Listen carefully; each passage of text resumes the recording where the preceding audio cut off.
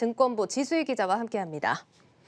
자, 지 기자, 참 이번 주 월요일에 코스피 지수가 또 최고치를 경신했었는데 그게 기억도 안 날 만큼 혼란스러웠던 한 주였습니다. 어떻게 맞습니다. 보셨어요? 아무래도 뭐 공매도 영향도 있었고요. 또 예. 인플레 우려 때문에 많이들 좀 상심하신 분들 계셨을 텐데요. 그래도 이게 사실 예상됐던 또 예. 하락이기도 하잖아요. 그래서 좀 유연한 마음을 가지시면 좋지 않을까 생각하고 있습니다. 예, 그렇습니다. 참 마음고생하신 분들 많으실 것 같은데 이번 주 또 일정 또 다음 주 일정 자세하게 살펴보겠습니다. 자, 일단 이번 주는 인플레이션 우려가 또 전 세계 시장을 또 덮친 한 주라고 평가를 해볼 수가 있을 네, 것 같은데 맞습니다. 뭐 단기적 현상이다 이런 분석들이 나오지만 당분간은 이 영향이 이어지겠죠? 그렇습니다. 아무래도 이 주요국들의 경제 지표 개선이 좀 수치로 확인이 되고 있고요. 또 원자재 가격이 상승하고 있기 때문에 당분간은 이 인플레 우려가 증시에서 가장 중요한 요인이 될 것으로 보입니다. 다음 주에는 중국의 4월 실물 지표들이 발표가 되는데요. 산업 생산과 소매 생산, 소매 판매 같은 지표들입니다. 지난해 중국의 산업 생산의 경우에는 코로나 여파로 2.8% 상승에 그쳤는데 지난 1월에는 30% 넘게 상승을 했었습니다. 예. 하지만 또 3월에는 시장 예상치보다 못 미친 14% 상승에 그쳐서 이번에는 4월의 지표가 좀 주목되고 있는 상황입니다. 예, 그렇습니다. 뭐 미국에서는 지금 소비와 고용이 가장 중요하다면 전 세계 생산 기지인 중국에서는 이 산업 생산 지표가 중요한데요. 이번 4월 지표 예상치가 9.8% 증가로 나오고 있다는 점까지 좀 전해드리도록 하겠습니다. 자, 이렇게 지표가 왔다 갔다 하는 상황이지만 중국 경제 회복세가 전 세계 중에서 가장 빠른 속도로 나타나고 있고 네. 소비 회복세도 빠르게 나타나고 있지 않습니까? 네, 맞습니다. 말씀하신 대로 이 중국에서 소비가 굉장히 중요한데요. 예. 소매 판매가 지난 3월에 34.2%나 증가를 했습니다. 시장 예상치인 29%보다도 크게 높은 수치인데요. 또 실업률이랑 고정자산 투자 같은 지표들도 계속해서 회복세를 보이고 있습니다.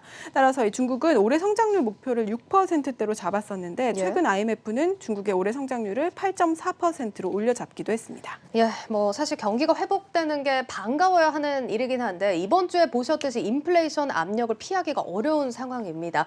자, 시간이 갈수록 또 시장에 더 격하게 반영이 되고 있는 모습인데 중국 정부도 주시를 하고 있겠어요? 네, 맞습니다. 지난달 중국 생산자 물가 지수가 6.8%까지 상승을 했습니다. 전달에는 4.4%였고 또 시장 예상치보다도 높은 수치인데요. 아무래도 철강이나 원유 같은 원자재 가격이 상승했을 뿐만 아니라 또 반도체 공급 부족, 또 물류 비용 증가 같은 것이 영향을 미쳤는데 중국 정부도 이 상황을 좀 심각하게 받아들이고 있습니다. 예. 지난 13일 중국은 리커창 총리 주재로 상무회의를 열고 직후 보도문을 통해서 원자재 가격 인상 같은 물가 인상들의 영향을 주목하고 있다면서 중국 경제가 안정적으로 운용될 수 있도록 하겠다라고 발표를 하기도 했습니다. 예, 뭐 이번 주에는 미국 지표들이 좀 영향을 줬다면 다음 주에는 중국 경기 지표가 또 관건이 되는 한 주가 되겠습니다.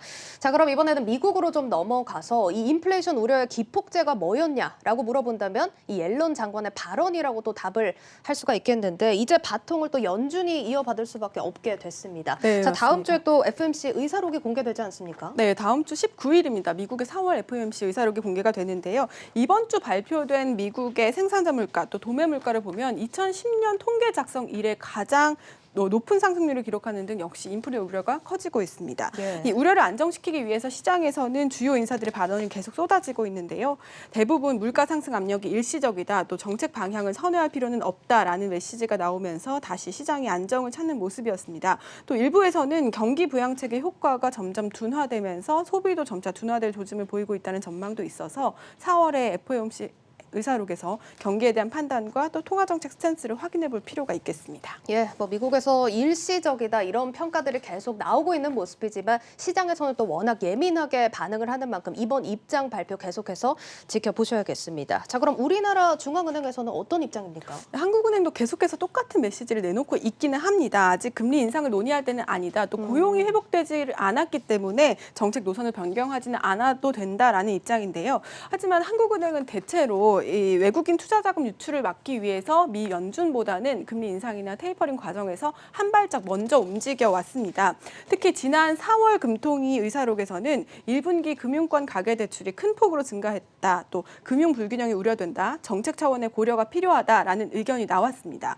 최근 나온 의사록 가운데 금리 인상에 대한 가장 강한 시그널이라고 할 수 있기 때문에 당분간 금리 인상 시기를 두고 증시가 변동성을 키울 수 있을 것으로 보입니다. 예, 뭐 일단 각국에서는 일단 인플레이션 우려 일시적이라는 평가들이 나오고 있다는 점 기억을 하셔야 할 것 같고요. 자, 각국 통화 정책에 대한 이야기는 또 여기서 정리를 해보도록 하겠습니다. 자, 그리고 다음 이슈 반도체를 또 짚어봐야 할 것 같습니다. 자, 다음 주에 미국 주도의 반도체 회의가 다시 한번 열리는데 삼성전자도 역시나 다시 초대가 됐습니다. 네. 이번 회의에서는 좀 결단을 기대해 볼 수 있을까요? 네, 사실 지난달 12일에 1차 회의가 열렸었는데 한 달 만에 다시 관련 기업들이 소집이 되는 겁니다. 예. 인텔이나 삼성전자 또 TSMC 같은 반도체 회사뿐만 아니라 GM이나 구글 또 아마존, 포드 같은 기업들이 포함이 됐습니다. 1차 회의에서 이미 미국이 대놓고 자국 내 투자를 좀 확장해 주기를 예. 원했기 때문에 삼성도 어디에 얼마나 투자할지를 좀 저울질을 하고 있었는데요. 이번에는 좀 발표를 하지 않을까 예상하고 있습니다. 이 회의가 20일에 진행될 것으로 보이는데요. 그 예. 다음 날인 21일에 문 대통령과 바이든 대통령의 한미 정상회담이 있기 때문에 이 시기에 맞춰서 삼성이 뭔가 깜짝 발표를 하지 않을까 시장이 예상을 하고 있습니다.